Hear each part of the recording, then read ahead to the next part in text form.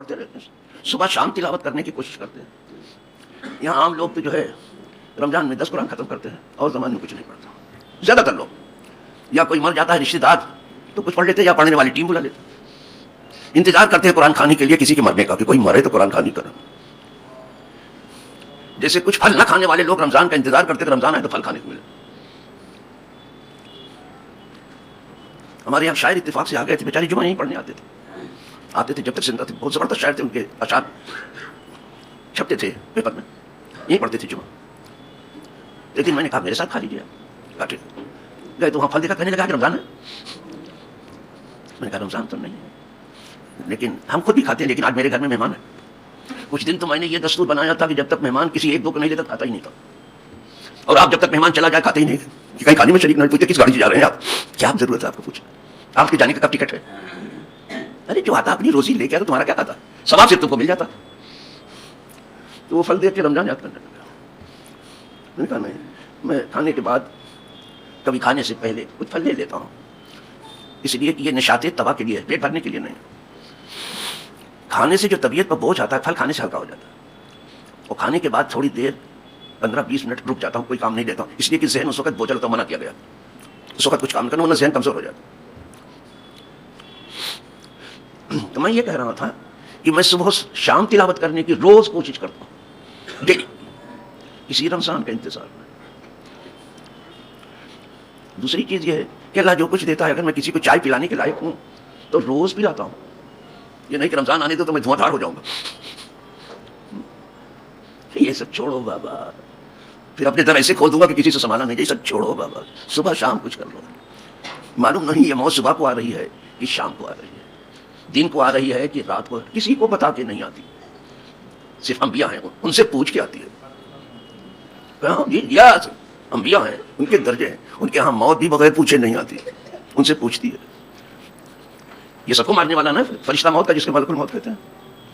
لیکن ان کے گھر میں بغیر، کیا عظیم ہے وہ گھر. نبی جیسا گھر کسی کا گھر نہیں ہے، جس گھر میں موت بھی پوچھ کے آتی ہے جو کسی سے نہیں پوچھتی جائے. گھر کیسا ہوگا وہ، اب سمجھ لینا، اسی سے اندازہ کر لینا. ہمارے آپ جیسا وہ گھر نہیں ہے. مسجد نبوی جیسی کوئی مسجد نہیں، مسجد الحرام جیسی کوئی مسجد نہیں، مسجد اقصی جیسی کوئی مسجد. یہ نبیوں کی بنائی. جب ان کی بنائی ہوئی چیز کوئی آدمی بنا ہی نہیں سکتا، کسی کی بنائی ہوئی چیز، تو وہ کیسے کسی کے جیسے ہوں گے. سمجھ لینا، بس زیادہ نہیں کہتا وہ کیسے کہتا. لیکن ان کا کہنا نا بشر مثلکم، یہ ان کا تواضع ہے. اور ہر نبی اپنی امت کو تواضع سکھاتا ہے کہ عاجزی کرو. خدا کے سامنے جتنے عاجز ہو سکتے ہو جاؤ. خود انبیاء میرے سامنے مت پڑھو بابا، وہاں جا پیچھے پڑھ لو، جا کر کے تھوڑا سیکھ لو، بڑھاپے میں تو سیکھ لو کچھ. عرض کر رہا تھا انبیاء تواضع سکھاتے ہیں، تواضع، عاجزی. یہ نماز بھی آپ کو عاجزی سکھاتی ہے. اور نماز پڑھنے کے بعد بھی آپ کی اکڑ کھو نہیں گئی، اس کا مطلب آپ کی نماز نہیں ہوئی ہے. آپ نے سمجھا کے پڑھی. میں کھولوں گا تو سینے پہ ہاتھ رکھ لو گے. تواضع، عاجزی سیکھو.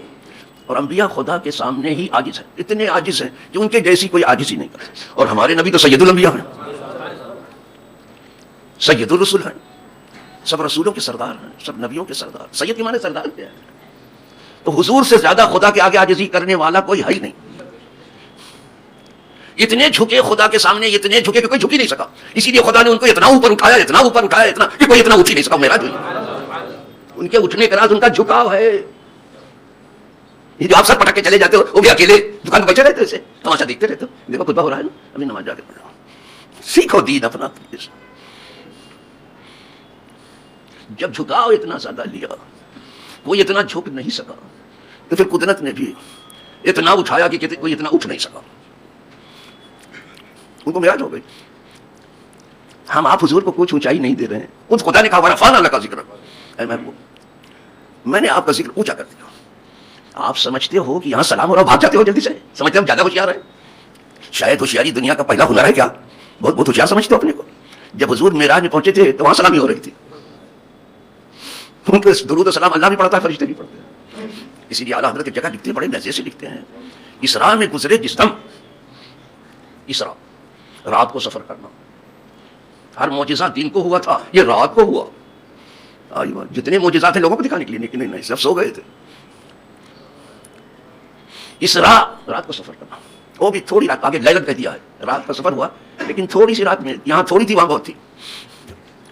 اسراء میں گزرے جس دم بیڑے پہ قدسیوں کے ہونے لگی سلامی، پرچم چکا دیا، وہاں بھی سلام ہوا. تم کیا کرو؟ اسی لیے جگہ اعلیٰ حضرت نے صاف کہہ دیا فرش والے تیری شوکت کا علو کیا جانے. اے اللہ کے نبی یہ زمین والے آپ کی بلندی کو کیا جانا، جب صرف بیان کر رہے ہیں بیچارے جو جانتے ہیں اور کر رہے ہیں جو کر رہے ہیں، یہ کیا جانا. فرش والے، فرش کہتے ہیں زمین کو، ان کی فکریں بھی سب زمینیں تک رہ گئی ہیں، اسی لیے سب کام زمین کے لیے کر رہے ہیں، کوئی قبر کے لیے نہیں کر رہا ہے زیادہ تر. فرش والے تیری شوکت کا علو، علو کہتے بلندی کو، فرش کہتے پستی کو. کیا ترکیب استعمال کی الفاظ کی. یہ پستی والے آپ کی بلندی کو کیا جانیں گے، فرش والے تیری شوکت کا علو، آپ کی عظمت کا علو، بلندی کی کیا جانیں گے. خسروا عرش پہ اڑتا ہے پھرے رہتے. چلو صاحب، تو میں تو یہ کہنے چلا تھا کہ میں نے کتاب پڑھی، صبح شام پڑھتا رہتا ہوں قرآن شریف. یا میں کھاتا ملوں گا آپ کو جب بھی ملیں گے، یا پڑھتا ملوں گا. جب کھانا کھانے لگتا ہوں تو یہ جو دنیا کا میڈیا ہے جھوٹا، تو جھوٹوں کو سنتا ہوں تاکہ ان کے سامنے بھی سچ پیش کروں. پھر چاہے الیکٹرانک میڈیا ہو چاہے پرنٹ میڈیا ہو، بس میں کھاتے وقت سن لیتا ہوں. غفور سن کو، ان کو غفور سن سمجھتا ہوں. حکومت کی ڈفلی اور حکومت کا راگ ان کے یہاں چلتا ہے. عوام کیا کہتی ہے، کیا کرتی ہے، کیا گزرتی ہے نہیں کہتے، بس شاہوں کی تعریف میں لگے ہوئے. اسی لیے خود میڈیا والے ان کو بودھی میڈیا کہنے لگے. عوام ان کو کیا کہیں، جانے دیجیے. جب صبح شام میں پڑھتا ہوں، تلاوت کرتا ہوں اللہ کے کلام کی، تو مجھے یہ تو ملا کہ ہر جان موت کا مزہ چکھنے والی ہے. مجھے یہ نہیں ملا کہ ہر جان زندگی کا مزہ چکھنے والی ہے، یہ نہیں ملا. کسی کو ملا تو مجھے بتا دے گا، کہیں ہے یہ بھی، اگر ہو کسی کے پاس تو مجھے تو نہیں ملا. نہ کتاب میں ملا نہ سنت میں کہ ہر جان زندگی کا مزہ چکھنے، یہ نہیں ملا مجھے.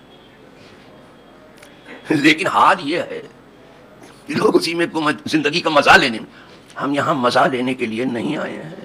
ہمارے آنے کے یہ مقصد نئی کتاب میں ضرور بیان کیا، اور جو مزہ ہم لے رہے ہیں صرف تھوڑی دیر کا ہے. ہم کو یہ ملا قل متاع الدنیا قلیل ہے. میں کو فرما دنیا کا فائدہ چھوٹا ہے، تھوڑا سا. اس کو تھوڑا، اس تھوڑے سے فائدے کو لینے کے لیے آدمی دن کو بھی کام کر رہا ہے اور رات کو بھی کام کر رہا ہے. ڈے ڈیوٹی، نائٹ ڈیوٹی، او صاحب ڈیوٹی اوور ٹائم صاحب، دھول کی رسی، تھوڑا سا فائدہ لینے کے لیے، اور جو فائدہ بڑا اسے بھی پرواہ ہے. تو میں کل متاع الدنیا قلیل، کہیں کہا متاع الغرور، یہ دھوکے کی ٹٹی ہے دنیا. آپ دھوکے میں ہیں، فریب میں ہیں.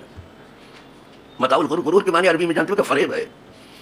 یہ دنیا کا فائدہ فریب ہے آپ کا. ہم یہاں کیوں آئے؟ قرآن کہتا ہے وما خلقت الجن والانس الا لیعبدون. ہم نے انسان اور جن کو اس لیے پیدا کیا کہ وہ میری بندگی کریں. میں بندگی کیوں ترجمہ کر رہا ہوں، اس میں سب آ جاتا ہے. اس لیے کہ عبادت عبد سے بنا ہے. صرف یہ نہیں کہ 5 وقت کی نماز پڑھیں.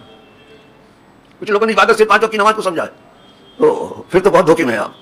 یا روزے کو سمجھ لیا ہے صرف، یا صرف زکات کو سمجھ لیا ہے، یا صرف حج کو سمجھ لیا، یا عمرے کو سمجھ لیا، یا جہاد کو سمجھ لیا. نو، ہماری پوری زندگی ہی بندگی کی ہے. اسی لیے کہا جاتا ہے زندگی آمد برائے بندگی، زندگی بے بندگی شرمندگی. یہ زندگی آئی ہی بندگی کے لیے آئی ہے. عبادت ترجمہ کرنا صحیح نہیں ہوگا، کیونکہ آپ تو صرف اسی کو نماز روزے کو عبادت سمجھے بیٹھے ہیں. نو نو، آپ کہیں گے کیسے آپ بات کر رہے ہو مولانا صاحب؟ میں یہی بات کر رہا ہوں بابا، ٹھیک جو کر رہا ہوں. آپ قربانی کے موقع میں کیا کہتے ہو؟ ان صلاتی و نسکی و محیایا و مماتی للہ. قربانی کے موقع پر تو آپ کہہ رہے ہو میری نماز اور میری قربانیاں اور میری تمام زندگی اور میری موت سب اللہ کے لیے. یہاں صرف نماز کو سمجھتے اللہ کے لیے، عبادت صرف اللہ، پوری زندگی اللہ کے لیے. پلیز پڑھو اپنے خیال کو، پوری زندگی اللہ کی بندگی کے لیے. یہ آپ کو فیس بک جو ہے آپ کا چہرہ خراب کر ڈالے گا، فیس بگاڑ دے گا، بگاڑ دیا اس نے. یہ آپ کا یوٹیوب جو کہیں کہ نہیں رکھے گا آپ کو. یہاں زیادہ تر وہ لوگ آ رہے ہیں جن کے پاس بیچاروں کے خود ہی کوئی اچھا آدمی بھی آ جاتا ہے، بہت اچھا آدمی، لیکن اس کا چینل ہی بند کر دیا جاتا ہے. اور تم اچھے کیوں ہیں؟ یہاں اچھوں کی کیا ضرورت ہے اور سچوں کی کیا ضرورت ہے؟ چلو، تو فرمایا گیا وما خلقت الجن والانس الا لیعبدون. ہم نے نہیں پیدا کیا جن کو، جن پہلے پیدا ہوئے، ہم سے پہلے آئے ہیں، اور نہیں پیدا کیا ہم نے انسان کو مگر میری بندگی کے لیے. ترجمہ کیا کر رہا ہوں؟ بندگی کے لیے. اس لیے کہ عبادت عبد سے، عبد مانے بندہ، عبادت مانے بندگی. اور اس کا ترجمہ ویسے جو اس نے دیکھیں آپ تفاسیر میں، تو یعبدون کے معنی جانتے ہو کہ یعرفون لکھا ہے. میں نے اب دوسرا ترجمہ یہ یعبدون کا، ہم نے جن اور انس کو نہیں بھیجا مگر اس لیے کہ وہ مجھے پہچانے. عبادت بھی پہچاننے کا ذریعہ، اس لیے لفظ عبادت آ جاتا ہے پہچاننے کے لیے.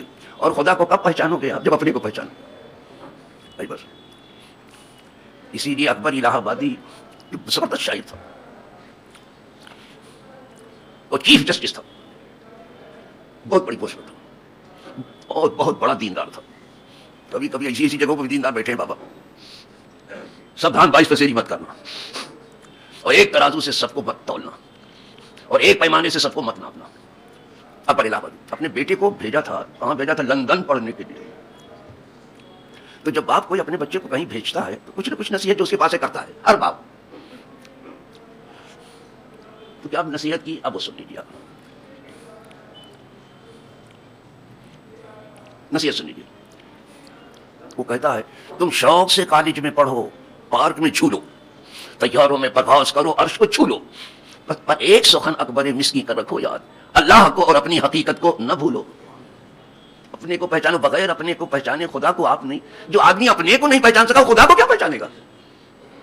اسی لیے کہا گیا من عرف نفسہ فقد عرف. اپنے کو پہچان، ہٹ آیا میں کیا ہوں پہچانوں؟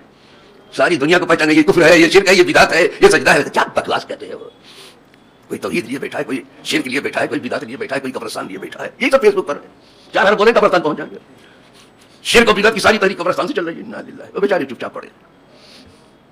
تم کیا جانو کیا ہے؟ حضور چاہتے پوری امت بخشی جائے، سب سے بڑی خواہش حضور کی. خود اللہ بھی چاہتا سب بندے بخشے جائیں. یہ بندے خود آگ میں گر رہے ہیں، بندے خود آگ میں گر رہے ہیں. نہ خدا آگ میں جلانا چاہتا. ارے جب کوئی ماں اپنے بچے کو نہیں جلانا چاہتا تو اللہ تو ماں سے زیادہ مہربان ہے، ارحم الراحمین. وہ کائے آگ میں جلائے گا؟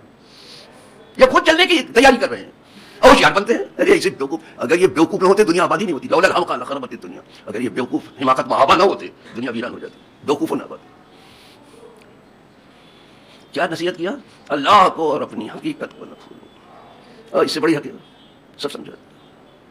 اللہ کو اور اپنی حقیقت. ہم کچھ نہیں. جس نے اپنے آپ کو کچھ سمجھ لیا اس سے بڑا بیوقوف ہے. ہم کچھ نہیں، وہ سب کچھ ہے. بس چونکہ یہ عنوان بڑا ہے، میں بہت لمبے سفر پر نکلا ہوں موت کے عنوان میں. دھیرے دھیرے کچھ کہوں گا. بڑھاپا ہی ایک کافی تھا، اس پر علالت بھی ہے. اگر کوئی مرض نہ ہوتے بڑھاپا کافی ہے. اور دنیا کے شفا خانے میں، دوا خانے میں ہر چیز کی دوا، اللہ نے ہر مرض کی دوا پیدا کی. بڑھاپے کی کوئی دوا نہیں. میں نے پڑھی بڑھاپے آج تک کوئی بوڑھا جوان نہیں ہوا. ما انزل اللہ تعالی الا جعل له دوا. اللہ نے آج تک کوئی مرض پیدا ہی نہیں کیا کہ اس کی دوا نہیں. بڑھاپے کی دوا. میں بوڑھا پھوسٹ ہوں. دیکھ رہے اگر مرض نہ بھی ہوتا تو اس کے اوپر مرض بھی ویسا کوئی مرض نہیں ہے، سمجھ میں. لیکن ٹھیک ہے بیٹھا ہوں، یہ آپ کو دیکھ کے چہرے پہ میری رونق آ جاتی ہے.